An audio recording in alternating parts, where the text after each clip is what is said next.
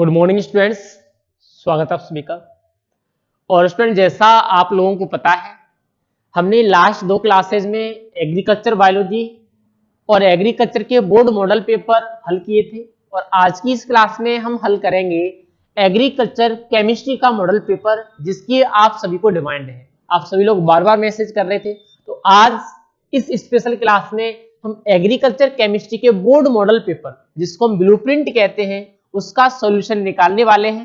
तो स्टूडेंट्स, चलिए वीडियो को स्टार्ट करते हैं और बात करेंगे हम पहले प्रश्न से, जहां से हमें प्रश्न उठना शुरू होंगे। आपको पता ही है, पहले नंबर की जो प्रश्न होते हैं वो हमें सभी ऑप्शन टाइप होते हैं, जिनके उत्तर हमें उत्तर पुस्तिका में लिखने होते हैं। जैसे बात करूं, पहला प्रश्न मृदा के अवयव है। मृदा के अवयव है तो आप लोगों को बहुत ही बेसब्री से पता होगा, खनिज पदार्थ भी होता है, कार्बनिक पदार्थ भी होते हैं, जल भी होता है, वायु भी होती है, यानी यहां उपयुक्त सभी हमारा क्या है, सही है। उसके बाद दूसरा पॉइंट है कायांतरित चट्टान का उदाहरण है। कायांतरित चट्टान क्या होती है? ऐसी चट्टान जो आग्नेय और अवसादी चट्टानों के रूप परिवर्तन से बनती है। और यहां ऐसी कौन सी चट्टान है? तो वो है यहां संगमरमर। संगमरमर क्या है? कायांतरित या रूपांतरित चट्टान। अगला है मृदा निर्माण में सक्रिय कारक है। मैं आपको थोड़ा सा बता दूं, मैंने मृदा निर्माण में आपको 3 तरह के कारक बताए थे। एक तो कौन सा था? सबसे पहला सक्रिय। दूसरा हमने कौन सा पढ़ा था? दूसरा हमने पढ़ा था अक्रिय।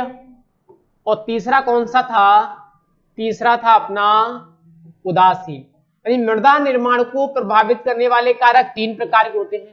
अगर हम सक्रिय कारक की बात करें तो कौन सा आता है? जलवायु। अगर हम अक्रिय कारक की बात करें तो इसमें कौन कौन आता है? अक्रिय कारक में आएगा तो तुम्हारा पैतृक पदार्थ, और दूसरा आएगा आपका स्थलाकृति। समय बचा, समय किस में आता है? उदासीन में आता है। इसके अलावा एक जैव मंडल भी बचता है। जैव मंडल वो किस में आता है? वो सक्रिय में आता है। मान लो यहां तो आपसे सक्रिय पूछा है, अगर अक्रिय पूछता तो जलवायु, उसके अलावा पैतृक पदार्थ और स्थलाकृति। अगर उदासीन पूछता तो समय, और सक्रिय में जैवमंडल और जलवायु। ठीक है।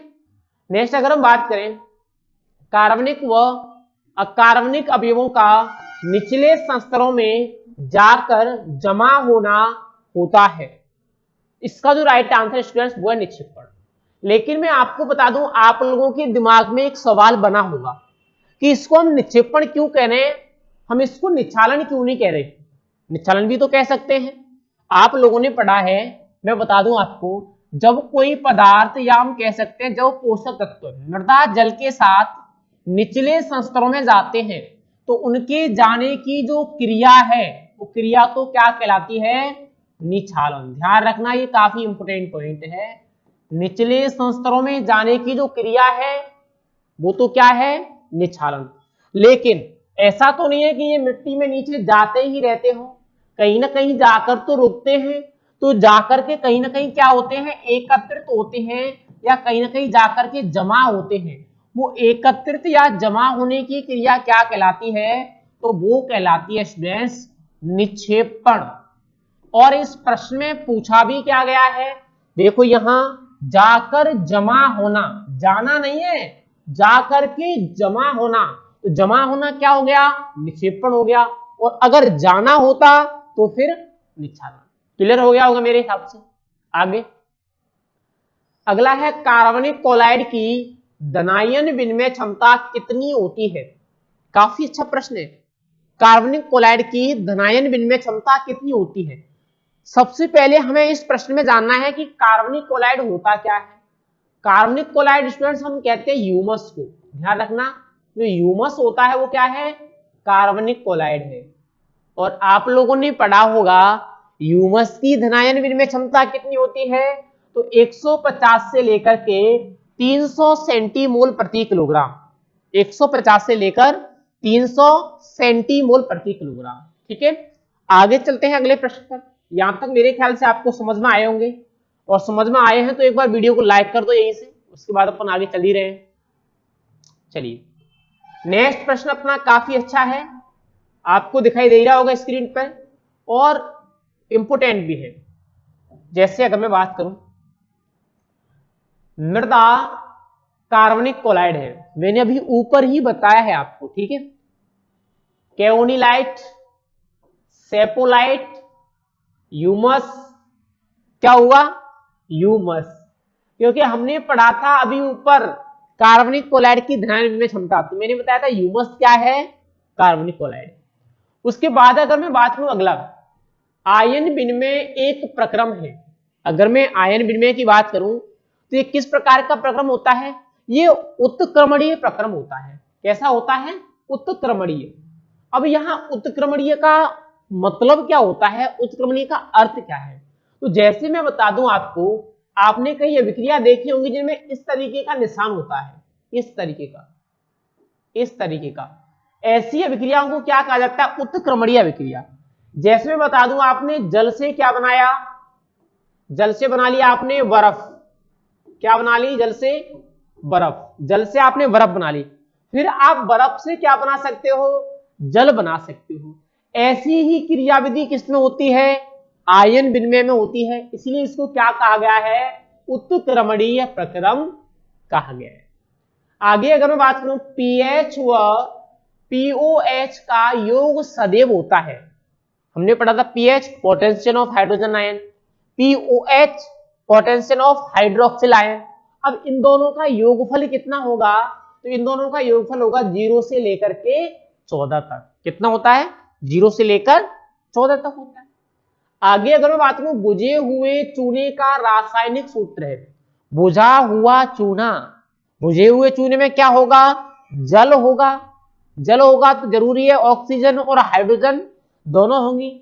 अगर मैं यहां देखूं, ऑक्सीजन और हाइड्रोजन दोनों किस में है, तो दोनों किस में है, इसमें, ऑक्सीजन और हाइड्रोजन किस में है, इसमें। तो ये क्या हो गया, बुझे हुए चूने का सूत्र हो गया। बाकी अगर मैं CaCO3 की बात करूं तो ये क्या है, ये है चूना पत्थर। अगर आपसे पूछा जाए चूना पत्थर, तो चूना पत्थर का हो गया CaCO3। आपको अगर बात में COO क्या है, तो केवल अगर आपसे क्या पूछा जाता है, चूना पूछा जाता है, ओनली चूना, तो चूने का सूत्र क्या होगा, CaO, चूना पत्थर CaCO3, और बुझा हुआ चूना CaOH2। आगे अगर मैं बात करूं, अगला प्रश्न काफी इंपोर्टेंट है, राजस्थान में लवण प्रभावित मृदाओं का क्षेत्रफल है। काफी अच्छा प्रश्न है। तो मैं बता दूं, राजस्थान में 3.74 लाख हेक्टेयर क्षेत्र ऐसा है जहां लवणीय मृदाएं पाई जाती हैं। 3.74 लाख हेक्टेयर, ये आपके 6वें चैप्टर में दे रखा है। नेक्स्ट चलते हैं आगे अगले पॉइंट पर। मेरे हिसाब से सभी प्रश्न आप लोगों को समझ में आ रहे होंगे, और मैं बिल्कुल आपके जो डाउट है वो भी बारीकी से यहां पर क्लियर करा के ही चलूंगा आगे।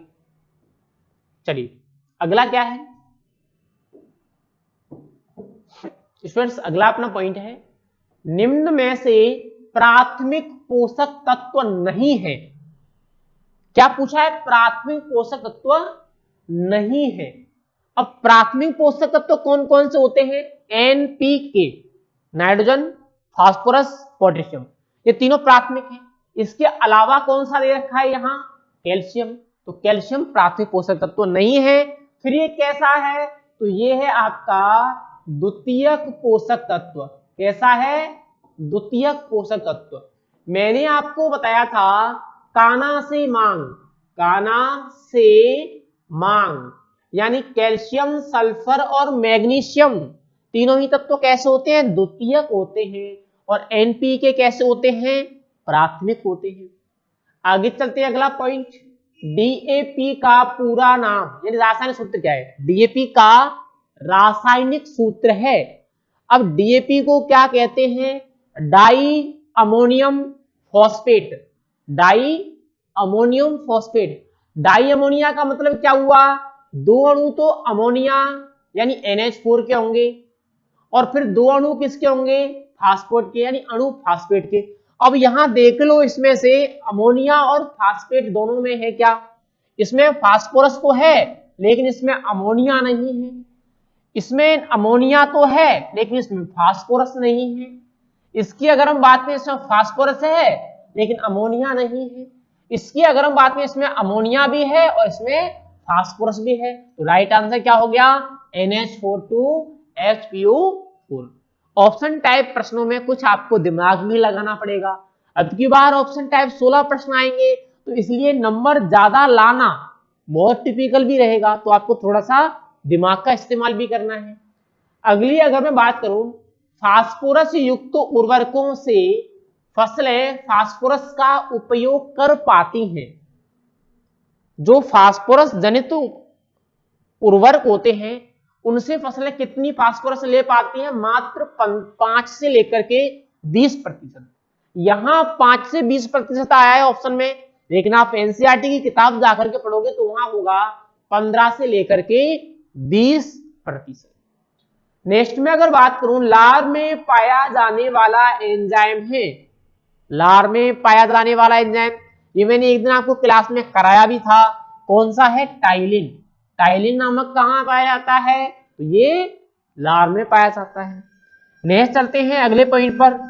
हम काफी अच्छे और काफी सारे प्रश्न यहां पर सॉल्व कर रहे हैं, जो कि हमारे बोर्ड के ब्लूप्रिंट में दे रखे हैं। चलिए नेक्स्ट में अगर बात करूं स्टूडेंट्स, अगला कुछ इस तरीके से दिख गया होगा आपको प्रश्न। प्रश्न है, नीलहरित शैवाल व एजोला का प्रयोग किस फसल में करते हैं? और ये प्रश्न एग्रीकल्चर के मॉडल पेपर में भी है और ये एग्रीकल्चर केमिस्ट्री के मॉडल पेपर में भी है। आंसर भी आप लोगों को पता है, धान में करते हैं। नीलहरित शैवाल और एजोला का उपयोग धान की फसल में किया जाता है। उसके बाद अगर मैं बात करूं, ये काफी इंपोर्टेंट है, कम ताप अधिक समय विधि में दूध को धारण किया जाता है। ये काफी अच्छा है, काफी डाउटफुल भी है तुम्हारे लिए। कम ताप अधिक समय, दूध को जब हम पाश्चुरीकृत करते हैं तो उसकी दो विधियां पढ़ते हैं, कम ताप पर अधिक समय के लिए, दूसरी अधिक ताप पर कम समय के लिए। और यहां क्या पूछा है? कम ताप पर अधिक समय के लिए। तो हम कितने पर रखते हैं? 63 डिग्री सेल्सियस तापमान पर 30 मिनट तक दूध को रखते हैं। अगर हम इसकी बात करें तो ये दूसरा हो गया। ये क्या हो गया? अधिक ताप कम समय, और ये कम ताप अधिक समय। दोनों क्लियर हो गए। नेक्स्ट हम चलते हैं, हमारे पहले प्रश्न के 16 प्रश्न कंप्लीट हो गए। फर्स्ट वाला जो कॉलम था हमारा पहले प्रश्न का, उसमें 16 प्रश्न दे रखे थे, वो हमारे हुए कंप्लीट। अब हम दूसरे प्रश्न पर चलते हैं, जहां हमें 8 प्रश्न मिलने वाले हैं, 8 या 9, उनके बारे में हम चर्चा करेंगे। चलिए इसको हम थोड़ा सा सॉल्व करने का प्रयास करते हैं। ये काफी अच्छा है। चलिए इसमें मजा भी आएगा अपन को, अच्छा है, टिपिकल भी है थोड़ा सा ये। चलिए अब देखो, पहला क्या है? आग्नेय व अवसादी चट्टानों के मूल रूप में भौतिक एवं रासायनिक परिवर्तन के उपरांत चट्टानों का निर्माण होता है। मैंने आपको बताया, पहले ही क्वेश्चन में बता दिया कि जो रूपांतरित चट्टानें होती हैं उनका निर्माण किससे होता है? आग्नेय और अवसादी चट्टानों से। तो वही यहाँ पूछा है कि आग्नेय और अवसादी चट्टानों से कौन सी चट्टानों का निर्माण होता है? तो कायांतरित या रूपांतरित। अगला है, मृत्तिका पर खाली जगह आवेश होता है। मैंने कई बार आपको बताया है, ऋणावेश पाया जाता है मृत्तिका के कणों पर। अगला है, लवणीय तथा क्षारीय मृदाएं खाली जगह क्षेत्र में पाई जाती हैं। लवणीय और क्षारीय मृदाएं कौन से क्षेत्र में पाई जाती हैं? शुष्क व अर्धशुष्क क्षेत्रों में। कौन से क्षेत्रों में पाई जाएंगी? शुष्क व अर्धशुष्क। अगर मैं आर्द्र क्षेत्र की बात करता, यहां आर्द्र, तो आर्द्र क्षेत्र में कौन सी मृदाएं पाई जाती हैं? फिर वहां अम्लीय मृदाएं पाई जाती हैं। ये ध्यान रखना, अगर हम आर्द्र क्षेत्र की बात करें तो आर्द्र क्षेत्र में अम्लीय मृदा, शुष्क व अर्धशुष्क क्षेत्र में लवणीय मृदा। अगला है, क्षारीय जल की ईसी खाली जगह होती है। अब ईसी का मतलब क्या है? ईसी का मतलब है इलेक्ट्रिक कंडक्टिविटी, विद्युत चालकता। किसकी बतानी है? क्षारीय जल की। कितनी होती है? 4 डेसीसाइमन प्रति मीटर से अधिक होती है। नेक्स्ट में अगर बात करूं, नाइट्रोजन की कमी से पौधे, नाइट्रोजन की कमी से पौधे खाली जगह दिखाई देते हैं। जब नाइट्रोजन की कमी होगी तो कैसे दिखाई देंगे? पीले दिखाई देंगे, पीले दिखाई देते हैं। अगला है, अधिकांश पोषक तत्व खाली जगह पीएच पर उपलब्ध होते हैं।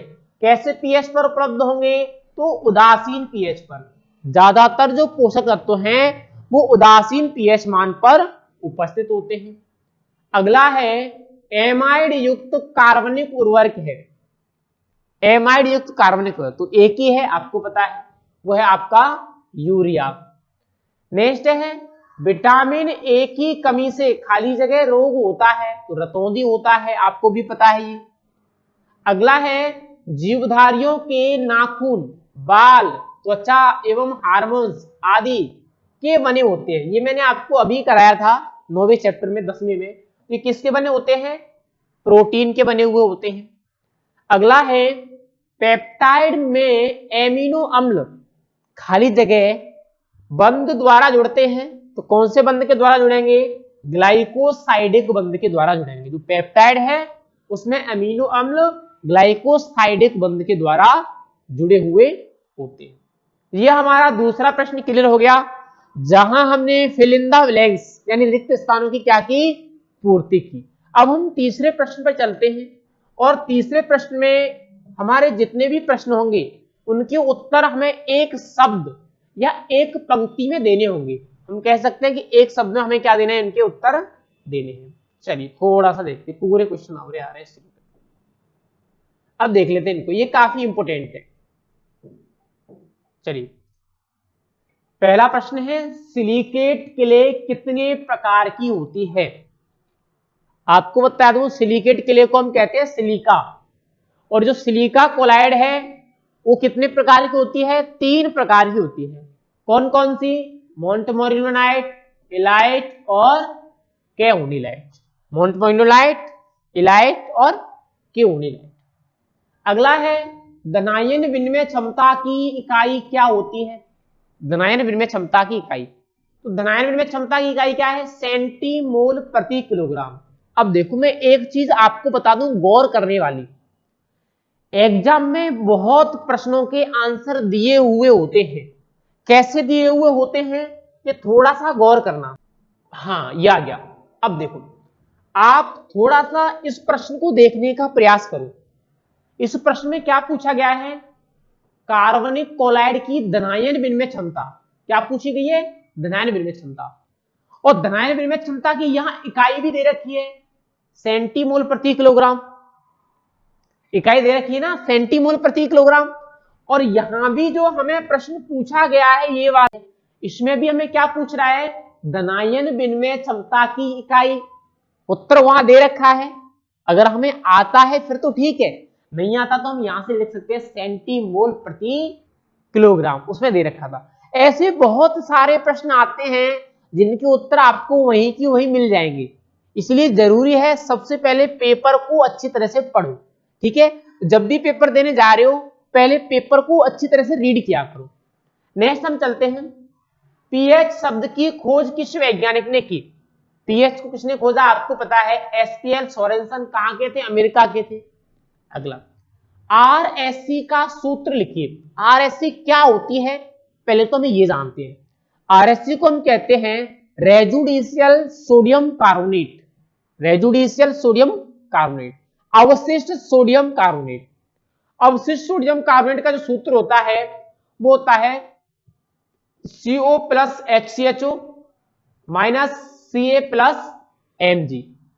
ये क्या है इसका सूत्र? ये CO3A प्लस HCSO4 है। अब इसकी इकाई क्या है? तो इसकी इकाई होती है मिली तुल्यांक प्रति लीटर। क्या होती है? मिली तुल्यांक प्रति लीटर। एक और प्रश्न आपको इसमें से पूछ लेगा, सामान्य जल में इसकी मात्रा। अगर हम इसकी सामान्य जल में मात्रा की बात करें तो वो होती है 1.25 मिली तुल्यांक प्रति लीटर। अगर हम लवणीय जल में बात करें तो वो होती है 2.50 मिली तुल्यांक प्रति लीटर। ये प्रश्न भी आपको यहां से पूछा जा सकता है। नेक्स्ट अगर हम बात करें मृदा में सूक्ष्म जीवों की क्रियाशीलता किस पीएच पर अधिक होती है? मृदा में सूक्ष्म जीवों की क्रियाशीलता किस पीएच पर अधिक होती है? तो किस पीएच पर होगी? 6.5 से लेकर के 7.5 पर। आप यहां 7 भी लिख सकते हो, लेकिन 6.5 से 7.5 बेस्ट है।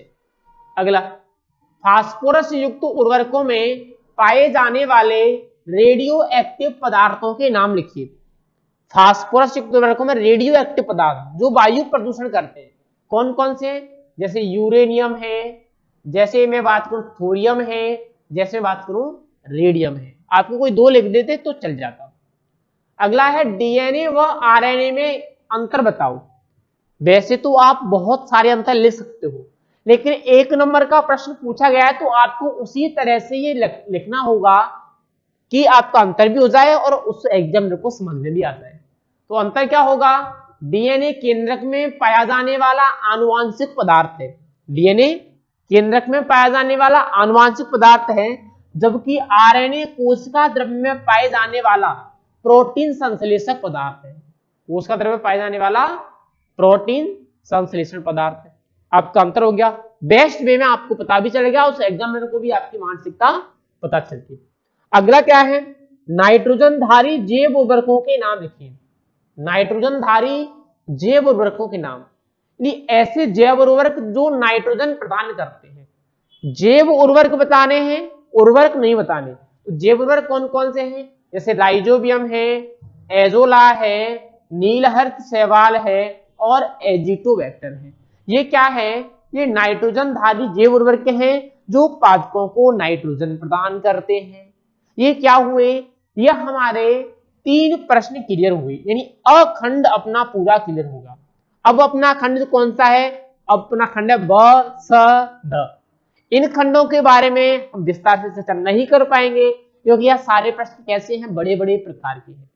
अगर आप इनका सॉल्यूशन इसी तरह से पीडीएफ में लिखा हुआ लेना चाहते हैं और इसके साथ में 10-10 मॉडल पेपर हर सब्जेक्ट के लेना चाहते हैं तो मैंने आपको हर वीडियो में बताया है। डिस्क्रिप्शन में आपको जाना है, एजुकेशन इनसाइड ऐप की लिंक दे रखी है, ऐप डाउनलोड करना है आपको और वहां से आप हर विषय के 10-10 model paper plus notes plus महत्वपूर्ण प्रश्नोत्तर ब्लूप्रिंट के आधार पर पढ़ सकते हो। वहां से अगर मैं बात करूं तो आप हर सब्जेक्ट में 95% मार्क्स ला सकते हो। बाकी में मैं आपको एक चीज बता दूं, इस बार ऑब्जेक्टिव प्रश्न ज्यादा आ रहे हैं, इस बार वन लाइनर प्रश्न ज्यादा आ रहे हैं, तो अच्छे मार्क्स लाना टिपिकल रहेगा। अच्छे मार्क्स लाना इतना आसान नहीं रहेगा, इसलिए मेरा ये सजेशन है आपसे कि आप लोग वीडियो की डिस्क्रिप्शन में जाओ, वहां से ऐप डाउनलोड करो और आराम से बैठ करके 10-10 मॉडल पेपर हर विषय के सॉल्व करो। आज के लिए इतना काफी है। बाकी जाने से पहले जरूर बताना ये वीडियो आपको कैसी लगी। अगर अच्छी लगी तो कमेंट करके भी हमें सजेस्ट करना। Thank you.